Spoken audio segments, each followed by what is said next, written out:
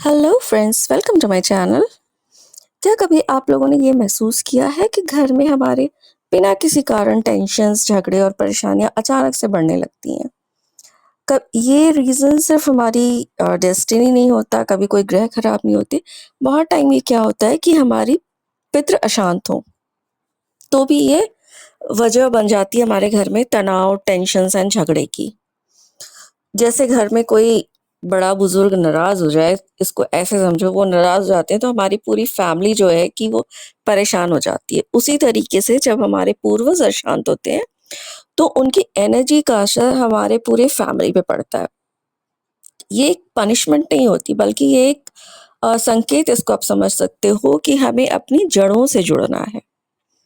अगर पितृ अशांत है हमारे तो उसके डिफरेंट डिफरेंट लक्षण होते हैं, जैसे कि घर में बार बार झगड़े होना, कलह होना, मॉनेटरी लॉस होना और कामयाबी के वक्त अचानक से बहुत सारी रुकावटें आ जाना, फैमिली में हेल्थ रिलेटेड इश्यूज आ जाने, और हमारे बच्चे ठीक है, सब कुछ ठीक है, बट मैरिज में इश्यूज आ जाना बिना किसी रीजंस के, एंड जॉब्स वगैरह ना मिल पा रहे हों जबकि वो कैपेबल हों फिर भी।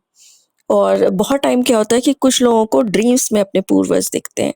तो अगर ये सब सारी चीज़ें एक साथ हो रही हैं, तो आभास हो रहा है आपको, तो हो सकता है कि पितृ आपके अशांत हों। ये सब एक तरीके से ये दिखाते हैं कि जो एनर्जी है, वो हमारे घर की इम्बैलेंस्ड है, तो इसको हमें ठीक करना है। तो ऐसा क्यों होता है, इसके भी बहुत सारे रीज़न्स हो सकते हैं, जैसे कि हम अपने पितरों को ठीक उनकी तरीके का सम्मान नहीं दे पाते हैं, उनको याद नहीं करते हैं। समटाइम्स क्या होता है कि हम अपने घर की, जैसा आजकल मॉडर्न डेज़ में हो रहा है, कि हम अपनी परंपराओं और संस्कारों को भूलते जा रहे हैं। ये भी एक रीज़न होता है पितृ अशांति का। और बहुत टाइम क्या होता है कि उनकी कुछ इच्छाएँ होती हैं, वो अधूरी रह जाती हैं या अनदेखी रह जाती हैं। जैसे उनको कुछ करना पसंद होगा और मीनवाइल हम कुछ टाइम के बाद वो चीज़ें छोड़ देते हैं, या उनके कोई काम थे जो अधूरे रह गए हैं, तो हम उनको पूरा नहीं कर रहे।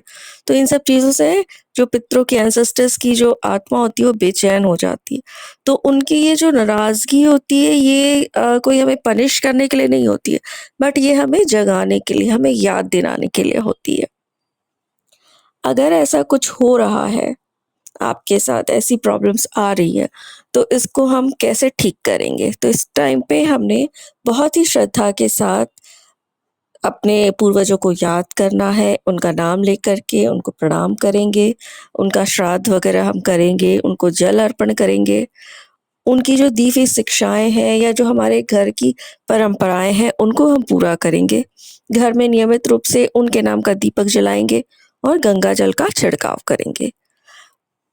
और एक ये नियम बना लो कि पहली रोटी जो है हमने गाय के लिए निकालना है, और कुछ चीज़ें हम पक्षियों को खिलाते रहेंगे।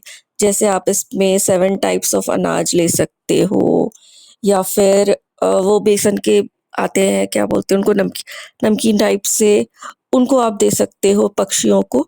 तो इन सब कुछ चीज़ों से आप देखोगे कि आपके घर में सुख, शांति, समृद्धि और जो चीज़ें हमारी रुकी हुई थी, वो काम हमारे चलने शुरू हो जाते हैं।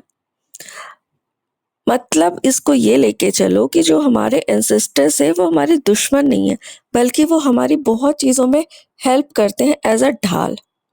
तो अगर वो अशांत हैं, तो वो हमें पनिश करने नहीं, हमें जगाने आए हैं। पूर्वज हमारे कभी भी शत्रु नहीं होते हैं, क्योंकि घर की शांति जो होती है, वो हमारे पितरों की शांति पर ही टिकित होती है। तो हम पूर्वजों को का ये मानना कि पूर्वजों को हम याद करते हैं, ये कोई रीति-रिवाज नहीं है, बल्कि ये हमारे जीवन का एक संतुलन है। क्योंकि बहुत सारी चीज़ें, अगर आपके पितृ शांत नहीं है, पितृ माने हुए नहीं है, तो आप कितनी भी पूजा-पाठ कर लो, कितनी भी रेमेडीज़ कर लो, वो चीज़ कोई असर नहीं करने वाली है। Thank you for watching and hope you all are like this. और अभी जैसे कि पितृपक्ष चल रहे हैं, तो आप उनके निमित्त श्राद्ध करें पूर्ण श्रद्धा के साथ। और अगर जैसे बहुत टाइम होता है कि हम एंसेस्टर्स के डेथ डेट को भूल जाते हैं। अगर ऐसा आपके साथ हो कि पुराने किसी का भूल चुके हैं आपके फैमिली में लोग, तो वो आप उनका तर्पण, उनका श्राद्ध आप सर्वपितृ अमावस्या के दिन करें, पूरे श्रद्धा और सच्चे भाव से। तो देखेंगे कि आपकी लाइफ में जो ये बेमतलब की इश्यूज़ आ रहे हैं, मतलब एक होता है कि इश्यूज़ आते हैं किसी नोन रीज़न से, बट जब बेमतलब की चीज़ें होनी शुरू होती हैं बिना किसी समझ के, और वो समझ ही नहीं आती और बहुत टाइम से एक पैटर्न बन जाता है। तो ये चीज़ें करके आप देखो और आपको ज़रूर से ही इसमें फ़ायदा मिलेगा। Hope you all like it. अगर आपने इसको लाइक किया है तो मेरे पेज को सब्सक्राइब एंड शेयर ज़रूर करें। Thank you for watching.